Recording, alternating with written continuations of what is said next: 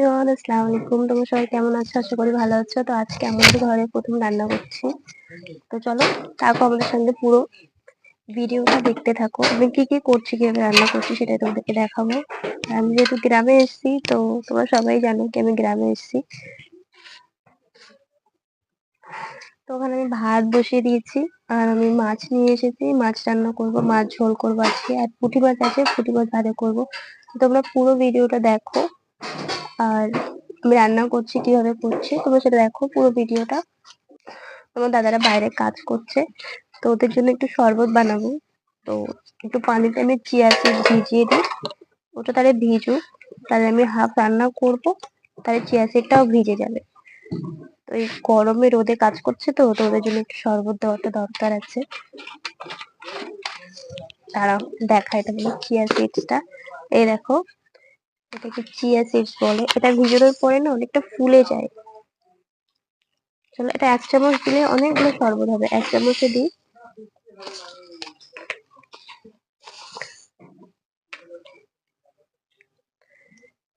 এইটুকুনি পানি দিয়েছি, আর এই 1 চামচ চিয়া সিডস আমি এতে দিয়ে দেবো। এটা দেখবে কিছুক্ষণ পরে একদম ফুলে যাবে। আর একটু দিই, 2-3 জন আছে। এটা ভিজিয়ে রাখি, তার আগে মাছটা ভেজে নিই, তারপরে শরবতটা করবো। ঠিক আছে, এটা ভিজতে দিই। ভিজানোর পরে দেখাবো কি কতটা ফুলেছে। তো এখানে মাছগুলো আমার ওই বাড়িতে ফ্রিজে দেওয়া ছিল, তো আমি সেগুলো নিয়ে এসেছি। এই দেখো, এখানে পুঁটি মাছ আছে, ভাঙন মাছ আছে। আর এই মাছটাকে কি মাছ বলো তোমরা সবাই কমেন্টে জানাবে। এটা আমাদের এখানে পায়রাতালি মাছ বলা হয়। তো এগুলো আরেকবার ধুয়ে নিই, যেহেতু ফ্রিজে ছিল ওই জন্য আরেকবার ধুয়ে নেবো। এই দেখো, এই মাছগুলো মা কালকে ধুয়ে রেখেছিল পরিষ্কার করে, আর ফ্রিজে ছিল। আর এই মাছগুলো যে দেখিয়েছে তোমার দাদা আজকে নিয়ে এসেছিল, এগুলো আমার শাশুড়ি কুটে বেছে পরিষ্কার করে আমাকে দিয়েছে। এটা আরেকবার ধুয়ে নিই, ধুয়ে নিয়ে তারপরে মশলা মাখিয়ে ভাজবো এটাকে। ভালো করে ধুয়ে নেবো। ফ্রিজে ছিল তো, ফ্রিজে থাকলে আরেকবার ধুয়ে দেওয়া দরকার আছে।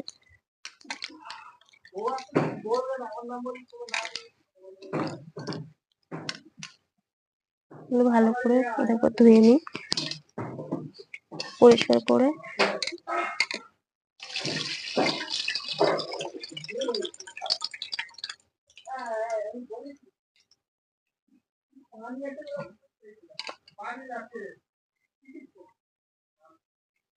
চলো, এতে হলুদ আর নুন মিশিয়ে নেবো, নিয়ে কিছুক্ষণ এটাকে রেখে দেবো।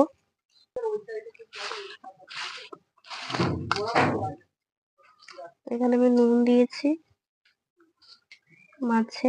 ভাজার সময় একটু বেশি নুন দেবো, তাহলে ভিতরে নুন না গেলে আবার মাছ পরে ভালো লাগে না।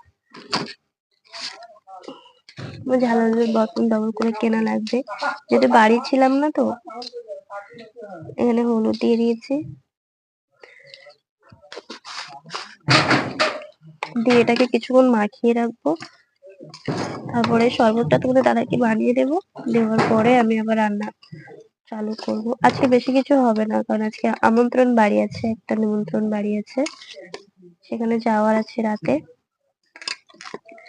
ওই জন্য শুধু এবেলারই মতো রান্নাটা হবে, আমরা খাবো আর ও বাড়িতে কিছু তরকারি পাঠাবো। সেই জন্য বেশিটা কিছু রান্না করব না।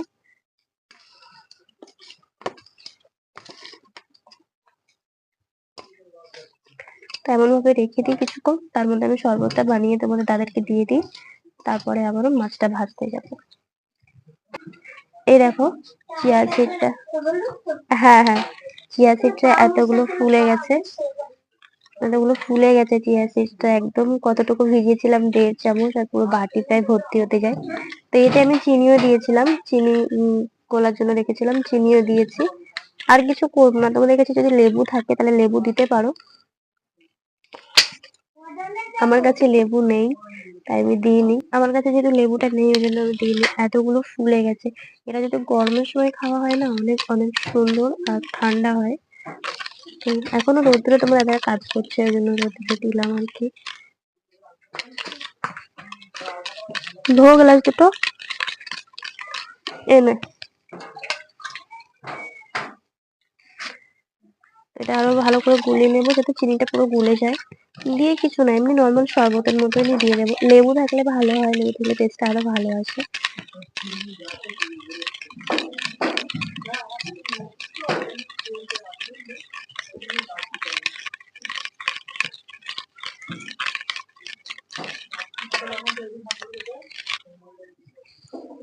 কত সুন্দর লাগছে বলো। তো এখানে আমি গ্লাস নিয়েছি, আর যে এই যে চিয়া সিড ভিজিয়ে রেখেছিলাম, এই যে 3 কি 4 চামচ এটা দিয়ে দেবো। যে যেমন খায়, তোমরা যদি বেশি খেতে চাও তাহলে বেশি দিতে পারো। আমি 3-4 চামচ দিয়ে দেবো। চিনি গুলে রেখেছিলাম আমি চিয়া সিডে, তোমরা চাইলে চিনি দিতে পারো, লেবুও দিতে পারো। শরবত যেহেতু তার একটু চিনি দেওয়া দরকার, চিনি দিলে পরে ভালো লাগে।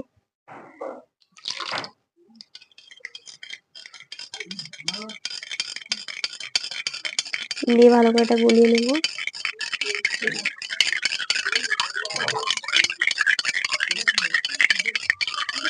মিষ্টি কম হলে পরে আরো দিতে পারো, একটু দেখে নিই। ঠিকই আছে।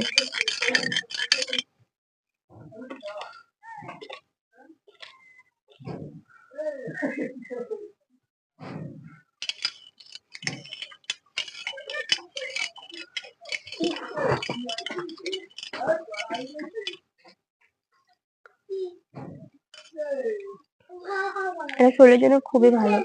চলো আমি দিয়ে আসি তোমার দাদুদেরকে, তারপরে আবার আসছি। তো চলো রান্নার দিকে যাওয়া যাক, রান্নাটা শুরু করি। মাছটা ভেজে নিই, তারপরে আবার আদা রসুন গুলো ছাড়াতে হবে। মাছটা ভাজতে বসিয়ে দিই, তারপরে আদা রসুন গুলো পরিষ্কার করে নেবো। ঠিক আছে, চলো মাছটা ভাজি যায়। কড়াইটা গরম হওয়ার জন্য রেখে দিই। বাবা খুন্তিটা নিয়ে আসবে তো ওখান থেকে। সামনের ব্যাকগ্রাউন্ড গুলো প্লিজ একটু স্কিপ করবে, কারণ আমাদের ঘরে এখনো সম্পূর্ণ, আমরা জাস্ট 2 দিন হয়েছে এসেছি, ওই জন্য ঘরের অবস্থা কিছুটা এমন আছে। কড়াইটা গরম হয়ে গেছে, তেল দিয়ে দিই। তো যেটা বলছিলাম, সামনের ব্যাকগ্রাউন্ডটা স্কিপ করো, কারণ ঘর বাড়ি কিছু এখনো ঠিক করা হয়নি। সবাই জানো কিছুদিন হলো আমরা ঘরে এসেছি, 2-4 দিন হয়েছে। তো আস্তে আস্তে তোমাদের দাদা ঠিক করছে, যেহেতু ও একা, যেহেতু সময় তো লাগবে বলো। তার সামনের ব্যাকগ্রাউন্ডে সবাই একটু স্কিপ করো। বাড়ির সবাই সরষের তেল দিয়ে রান্না বান্না করে। আমি যখন সুরাটে ছিলাম তখন তো রিফাইন তেল দিয়ে রান্না করতাম, কিন্তু এখানে দেখো। সেখানে আমি আগে বড় মাছগুলো ভেজে নিচ্ছি, তারপরে ছোট মাছগুলো ভাজা করবো। এগুলো পায়রাকালি মাছ বলে আমাদের এখানে, তোমাদের ওখানে কি বলে আমাকে অবশ্যই কমেন্টে জানিও। মাছটা ভালো করে রান্না ভেজে নেবো ভালো করে। এখানে দেখো আবার কর করে মাছ ভাজতে হবে, দেখে সত্যি আলাদা একটা অনুভব আছে। মাছ কিনে খেতে হয় না, সত্যি অতটা কিনে খেতে হয় না। আর সুরাটে যখন ছিলাম সবকিছু কিনে খেতে হতো। এক পিঠ হয়ে গেছে, মাছের অন্য পিঠটা ভেজে নিই ভালো করে। তারপরে তোমার ছেলে গিয়ে এতগুলো পুঁটি মাছ নিয়ে আসছে। মাছগুলো ভাজা হয়ে গেছে, আমি তুলে নিই। ছোট মাছগুলো এমন করে ভেজেছি কর করে করে। ছোট মাছগুলো ভেজে দেবো।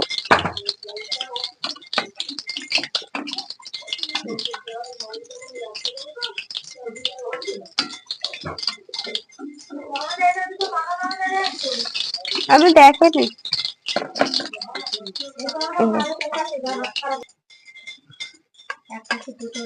ছোট মাছগুলো ভেজে নিই।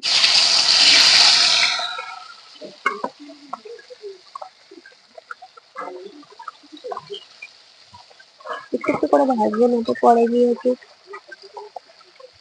গড়িয়ে নেবে।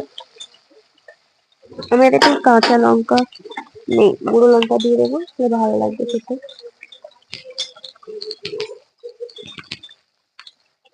একটু ভাজো করো করো করে মাছগুলো, আর একটু উল্টে পাল্টে ভেজে নিই। পুরো করো করো করে ভাজতে হবে।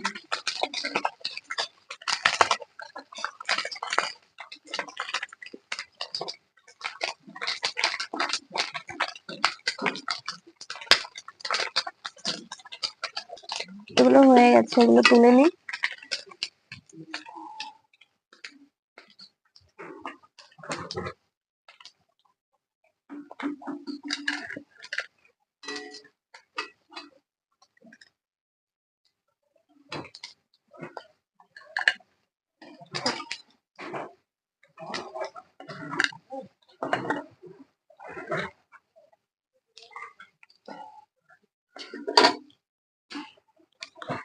তো চলো এখানে কড়াইটা গরম হয়ে যাওয়ার পরে ওই তেলে আবার একটু তেল দেব।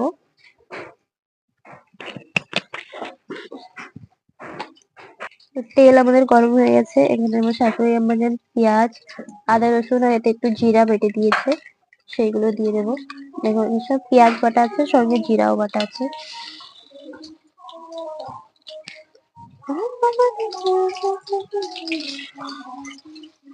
আজকে আমাদের বাড়িতে একটা অনুষ্ঠান আছে, মানে আমাদের পূর্ণ বাড়িতে, এখানে রাতের বেলা যাওয়া হবে, সেই জন্য অল্প কিছু রান্না হচ্ছে, ওখানে খাওয়া দাওয়া হবে রাতে।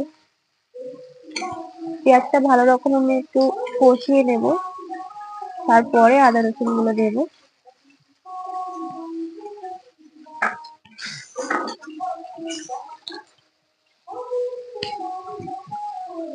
পেঁয়াজটা এখানে আমাদের একটু লাল লাল হয়ে গেছে, তারপরে এখানে আদা রসুন বাটা আছে, শিলে বাটা হয়েছে এগুলো, তো এগুলো দিয়ে দেবো।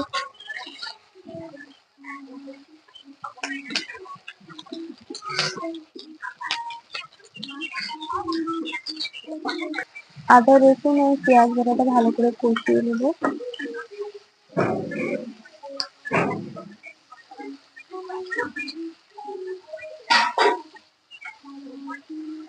এই যে আদা রসুন বাটার যে পানিটা ছিল, সেই পানিটা একটু দিয়ে দিব, দিয়ে আবার ভালো রকম কষাবো।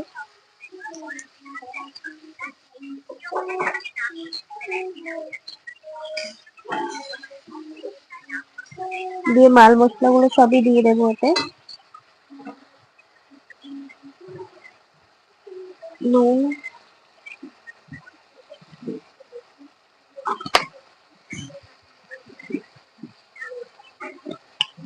ঝালের গুঁড়ি,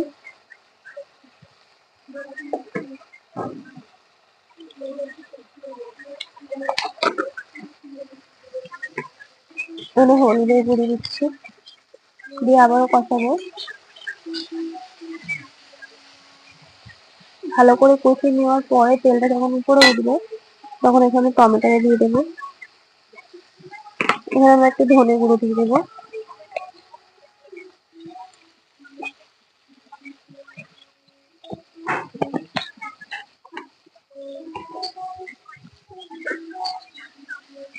ভালো করে এটা কষিয়ে নেব।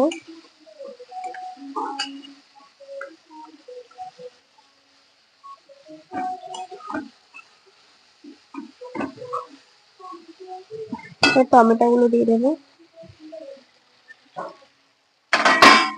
টমেটো গুলো দিয়ে খুব ভালো রকম কষিয়ে নেবো মশলাটা।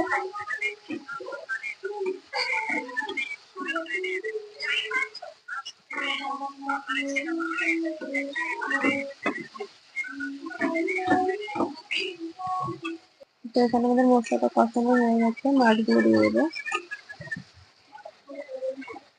ভালো রকম মশলাটা কষিয়ে নিচ্ছি, তারপরে মাছগুলো দিয়ে দিচ্ছি এতে।